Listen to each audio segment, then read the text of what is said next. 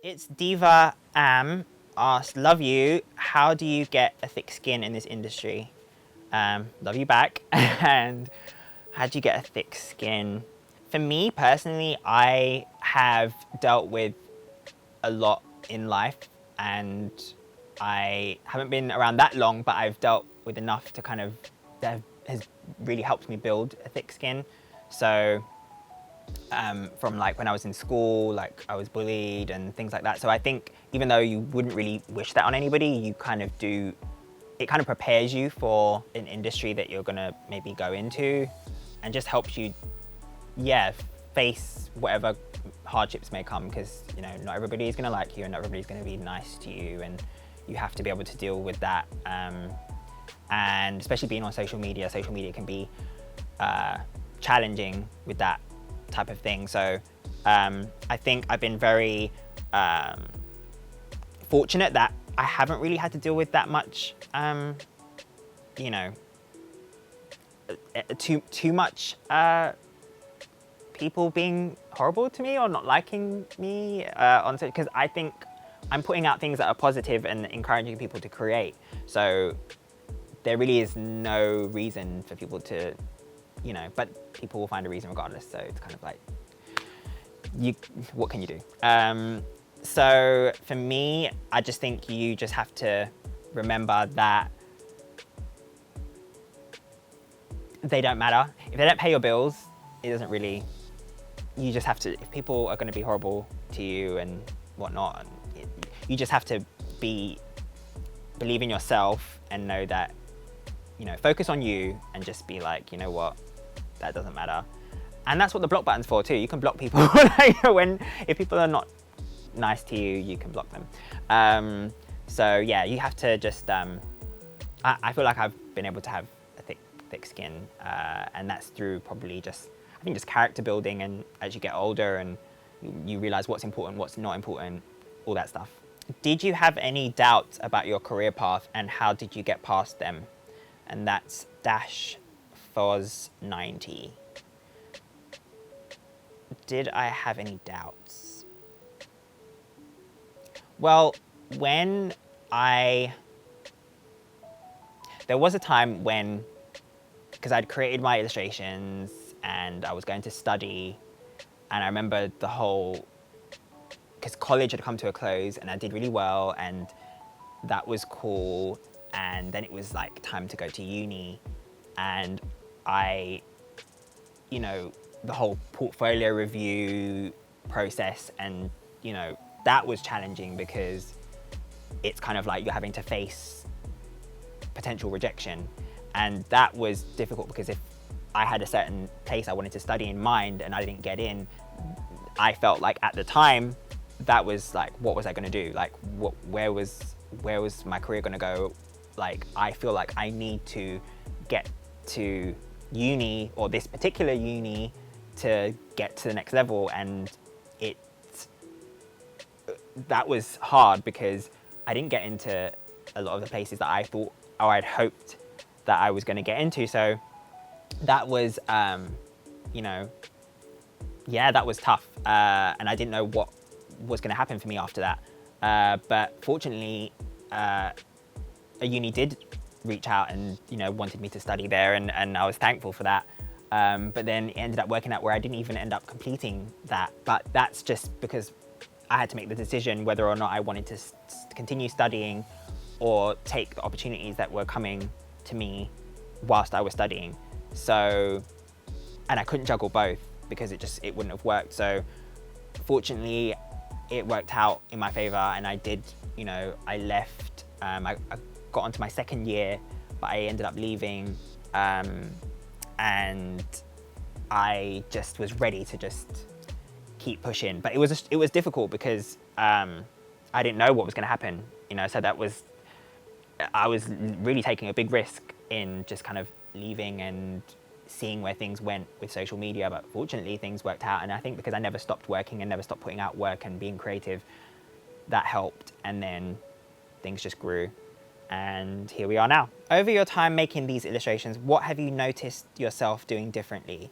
And that's from S_G_H 0191.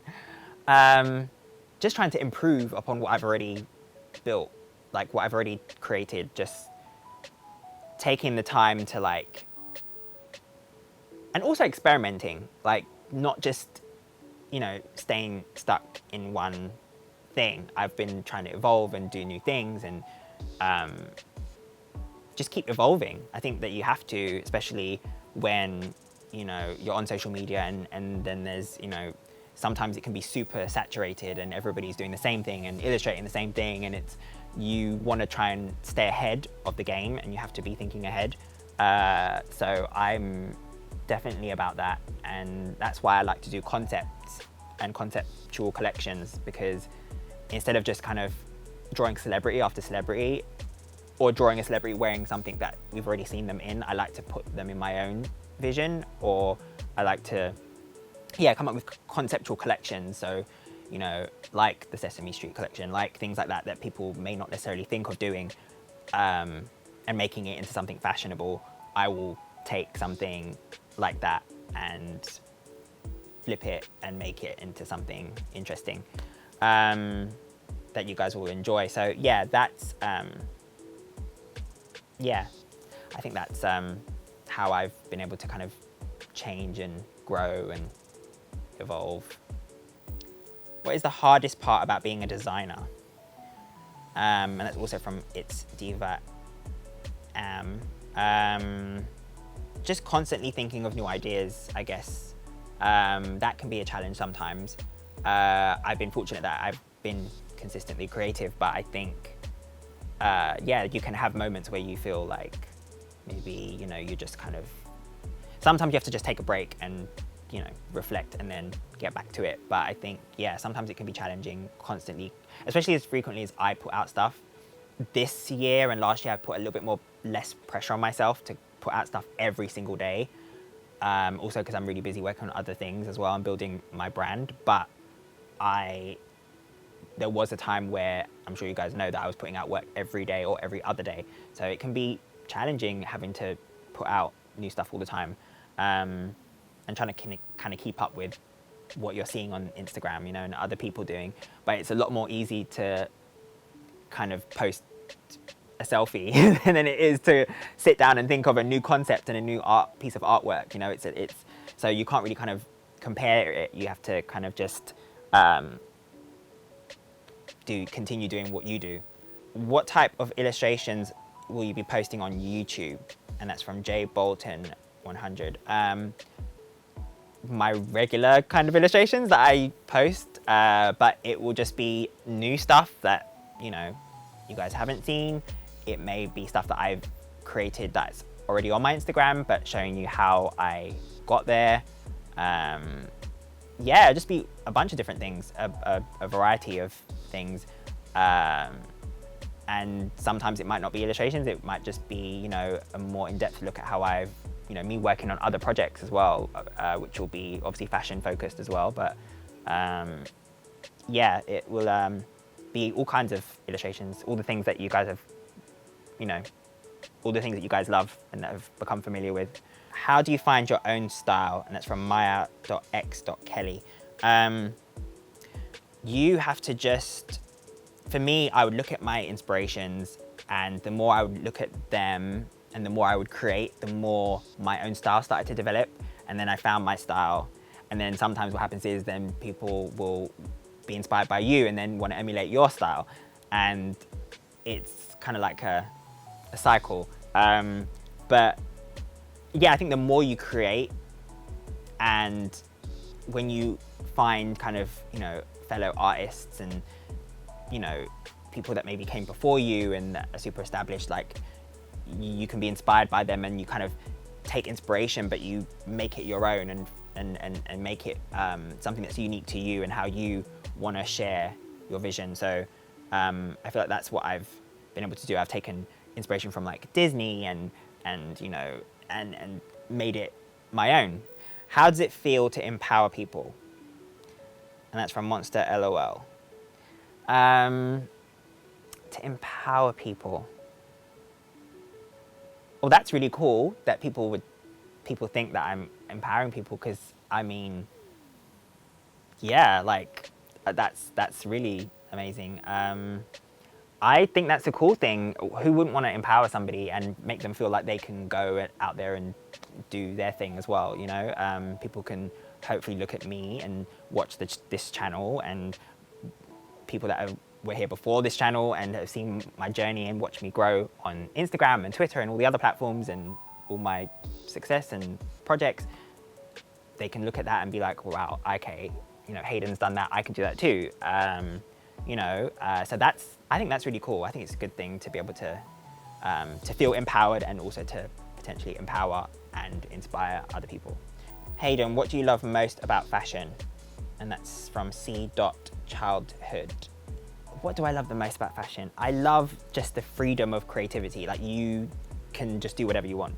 Like, not only with designing real life garments, but then also fashion illustration. You're just free to create. And especially with me, I am my own boss, so I get to call the shots and I don't have to answer to anyone. So I get to create whatever it is I want to create and share it with you guys. So I think just having that, yeah, free reign creatively to just do whatever, that's always great. And then, and just sharing your vision as well, sharing your vision and what you have going on inside your head, and, you know, what you're inspired by during that time. And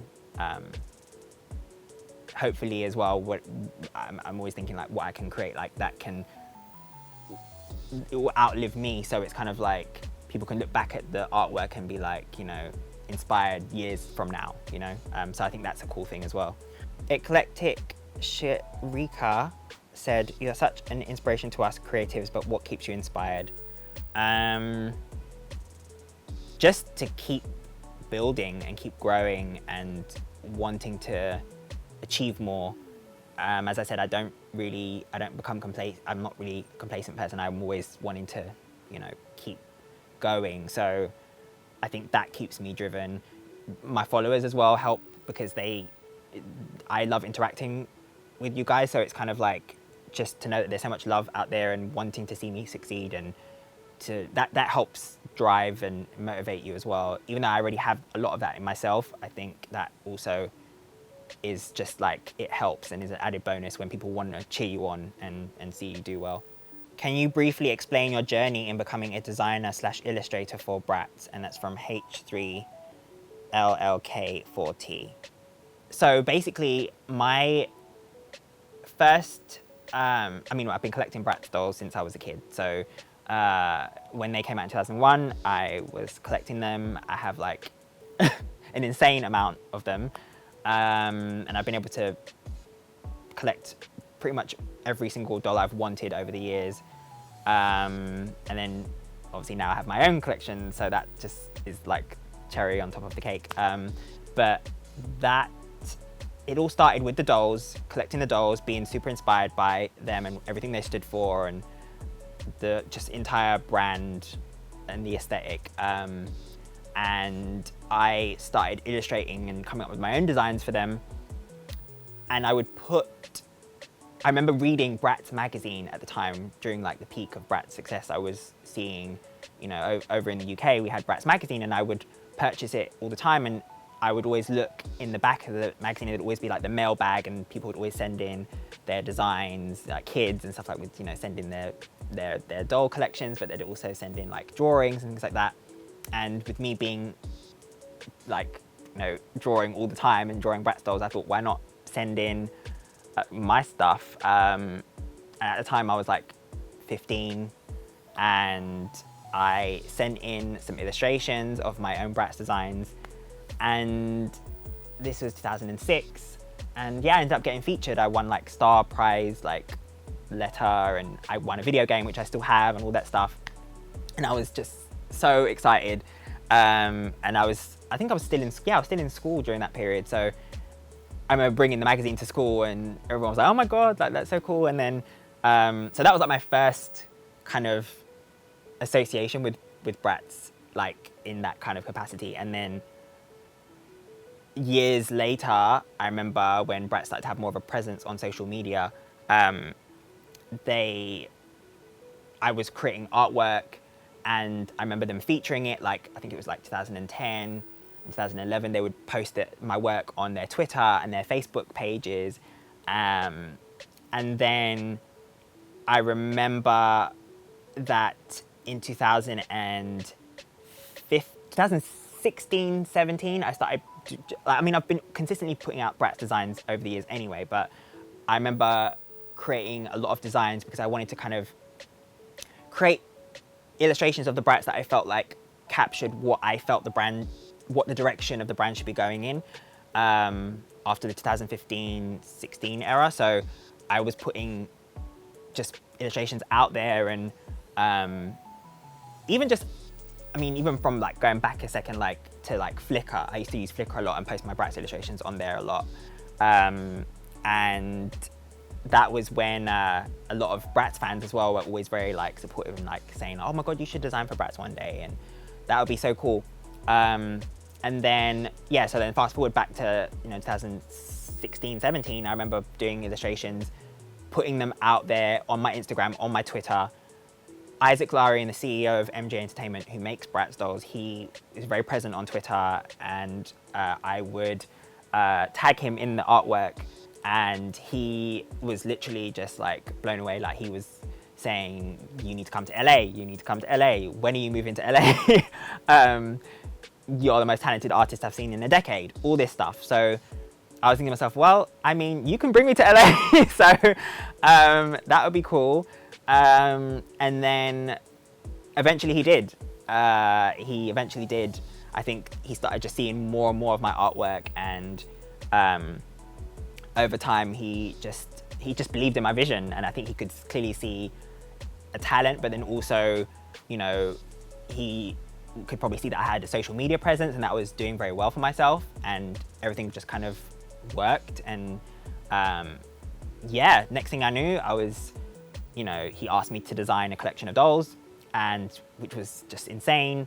And then I flew to LA and worked on the project and designed for the collector line. It was literally, I was in LA for 3 weeks, and that was like just incredible. Just going to LA for the first time, getting to work with MGA, going to their headquarters that I'd seen so many times on YouTube. I'd watched, behind the scenes videos of how they create their dolls, and to be there and actually get to, work on this project was just like insane.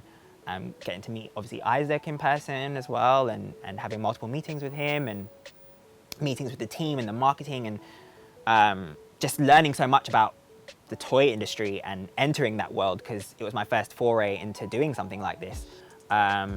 So that was like huge. And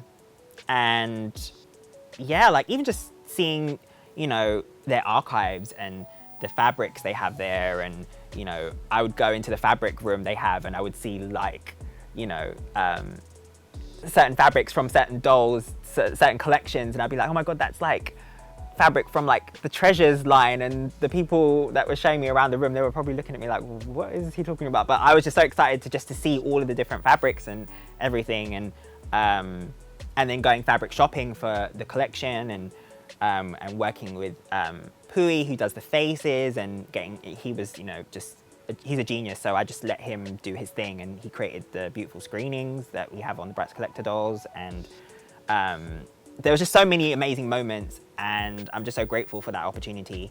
So that was kind of like the journey. And even just like, for example, like seeing and learning how to create fashions on such a small scale, because the Bratz are so, their bodies are so small, so certain things may not always work, and you have to learn, the seamstresses. There's like 5 seamstresses for each character, and they were like teaching me about like the whole problem solving thing, and if something doesn't work here, then we can try something else. And it was just so interesting to see, and really, really amazing experience that I will cherish forever. And then obviously to see the final result and have, everything, with my, the packaging and the artwork and my bio, and then to see fans enjoying the dolls and posting and tagging me and stuff, and tagging me in all the fan art, and it's just been incredible. So that whole thing, amazing. Cat_xbird asks, what markers, pencils, pens do you use? I started off using pencil to draw and colour. Like with colour, I've always used pencil to sketch, but then with colour, I always used coloured pencils. And over time, I started to want to try something new. And I think it was like 2012, 2013, I started switching up and I was like, let me try markers and try like alcohol markers. And I tried the pro markers for the first time and I was obsessed because I really wanted to use something that had like a smooth finish and that was really like when I did skin tones and things like that, I wanted it to just really look as best it possibly could, and I feel like pencil wasn't really giving me that anymore. So when I tried pro markers, I've never gone back since. So I've been using Winsor & Newton pro markers and brush markers for a really long time, and you'll see me working with those pens when I create here on my channel. You'll be seeing me using a lot of those pens because they're my favorites to work with. Have you ever posted an illustration and didn't like it or wanted to change something about it? And that's from I am Darian Cortez. Strangely enough, there's been like maybe like one or two, like I haven't really, majority of the stuff I put out I'm proud of. So there's been the odd times where I've been like, oh, I could have done that better. But I feel like I do this in general anyway, because there's always things you can improve upon and look up, like I can look back at something I did last year and be like, I could do that so much better this year. And I definitely think that with previous, illustrations from even before that, I'm always like, I could do that 10 times better now. But I guess once it's out there, it's too late. So it's like, but I don't know. Yeah, I don't really think there's been the odd few that I've looked back on and I think, maybe proportions could have been a bit better, or, could have maybe paid a little bit more attention to detail there, or, but it's crazy because as the artist, I'm my own biggest critic. So other people may look at it and be like, what are you talking about? That's perfect. Or, or it looks great. But I would be like, I know where maybe things didn't come out the way I wanted, but for the most part, when I do put out illustrations, I'm usually very much happy with the final result and I'm proud of what I've shared. Carolina Aguirre, hopefully I'm saying that right. How did you start drawing and when did you realize you could make a living out of it? Started drawing age 3. I only remember this because my parents obviously told me, and they nurtured and encouraged me to draw, and they definitely noticed my talent from a very young age. So and then I just never stopped. And yeah, when did I realize I could make a living? I think social media. Once brands and celebrities and things, they started reaching out and, more lucrative deals and things started happening, that's when,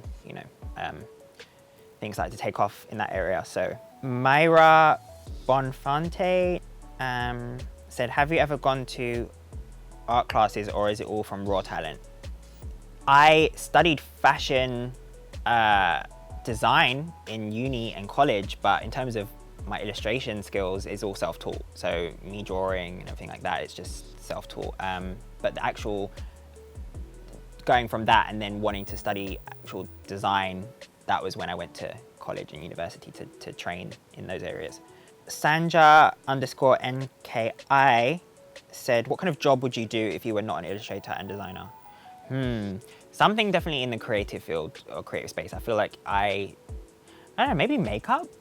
I don't know, because I just feel like I enjoy, when I create my illustrations, I enjoy doing the makeup aspect of the illustrations too. So maybe makeup. I don't know, even though I've never really done that before, but it would be something creative in that realm. A Doot97 said, how do you choose an artist you want to draw when there's so many to choose from? Love your art. Thank you. I think it just depends on who's inspired me, who I'm inspired by in the moment, who, has great style, who, maybe whose music I love, who, you guys see frequently who I illustrate a lot. And then there's also people that get upset when I don't draw certain people, but it's nothing personal against anybody. It's mainly just because if there's certain people that I know that I already have a connection with as well, that I've already maybe worked with, or you know, or I'm inspired by more so, then I will create more artwork. But there's also artists I've never illustrated before, and that doesn't mean I'm never going to illustrate them. It just means that I haven't got around to it yet. So when I'm inspired and when I feel like doing it, then, you know, maybe I will. Yeah, I kind of just choose according to what I am feeling and what I'm, you know, inspired by in the moment. Swan Pip asked, what's your favorite thing to do in your time off? More drawing. It never stops, never ends. I enjoy drawing. It doesn't really feel like work, so that's cool. But besides that, I think just going out with my friends and like going for dinner and just doing regular stuff, like, you know, going to the movies, like things like that. I just enjoy doing things like that, to be honest, especially when it's summer and you can go to like rooftop bars and things like that. Like, I enjoy all those things, so that's what I do in my off time. But for the most part, there is really no off time. There is drawing and building a legacy and building a brand time, and I always look at it as if, because I'm young, why not take advantage of that and put all of the hard work and grafting into these years, and then when I'm older I can sit back and chill. So Jess_Donaldson98 asked, do you get paid a lot for your career?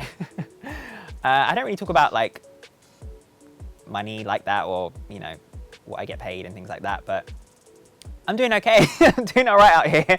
So yeah, and obviously it depends on what the project is and what the brand is and what, you know, people feel that you are worth. And I think that, you know, the more I've established myself, the more lucrative things have become. And yeah, so I'm doing very well. Thanks guys for all the questions. I hope you enjoy, you know, listening to all my answers, and hopefully you'll learn a little bit more about me. And yeah, I'll probably do this again as well at some point. So yeah, I shall speak to you and see you guys in the next video.